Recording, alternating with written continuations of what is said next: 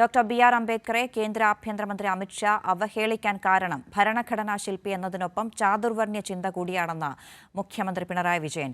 Kerala Congress B തെക്കൻ മേഖലാ സമ്മേളനം കൊല്ലത്ത് ഉദ്ഘാടനം ചെയ്ത് സംസാരിക്കുകയായിരുന്നു അദ്ദേഹം.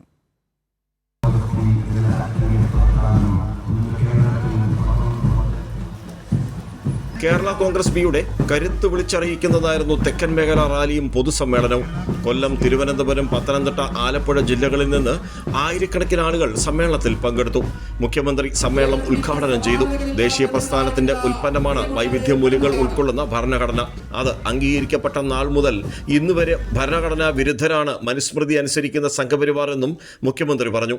ആർ ബാലകൃഷ്ണപിള്ള അദ്ദേഹത്തിന്റെ ജീവിതം കേരളത്തിനായി എല്ലാവരും ഒരുമിച്ച് നിൽക്കുക എന്ന സന്ദേശമാണ് നൽകിയതെന്നും മുഖ്യമന്ത്രി പറഞ്ഞു. ബാലകൃഷ്ണപിള്ള ജീവിച്ചിരുന്ന കാലം അത്രയും സാധാരണക്കാർക്ക് വേണ്ടി പ്രവർത്തിച്ച ഒരു രാഷ്ട്രീയ നേതാവായിരുന്നു.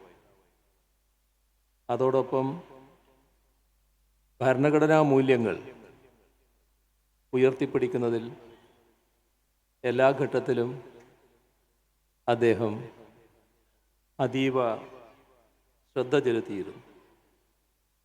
അതോടൊപ്പം തന്നെ നമ്മുടെ രാജ്യത്തിൻ്റെ ഫെഡറൽ സംവിധാനം കാത്തുസൂക്ഷിക്കുന്നതിൽ ബദ്ധശ്രദ്ധനായി അദ്ദേഹം നിലകൊണ്ടിരുന്നു. അതിൻ്റെ ഭാഗമായി തന്നെ സംസ്ഥാനത്തിൻ്റെ താൽപ്പര്യ സംരക്ഷണത്തിനായി ഏതറ്റം വരെയും പോകാൻ അദ്ദേഹം തയ്യാറുമായിരുന്നു. ജാതിയും മതവും പറഞ്ഞാൽ രാജ്യത്തെ ജനങ്ങളുടെ പട്ടിണിയും തൊഴിലില്ലായ്മയും മാറില്ലെന്ന് Kerala Congress B chairman KB. Ganesh Kumar പറഞ്ഞു. നമ്മൾ ജാതിയും മതവും ഉണ്ടാൽ വിശപ്പ് മാറില്ല. നമ്മൾ സ്നേഹത്തോടെ ഒരുമിച്ച് നിന്ന് നമ്മുടെ നാടിന് വേണ്ടി പോരാടി നേടാനുള്ളതെല്ലാം നേടിയെടുത്ത് കേരളത്തെ മുന്നോട്ട് നയിക്കുക എന്നുള്ളതാണ് നമ്മുടെ ലക്ഷ്യം. അതിലേറ്റവും പ്രധാനപ്പെട്ടത് നമ്മുടെ രാജ്യത്തിന് നഷ്ടപ്പെടുന്ന നമ്മുടെ മതേതരത്വം, നമ്മുടെ രാജ്യത്തിൻ്റെ ഭരണഘടന.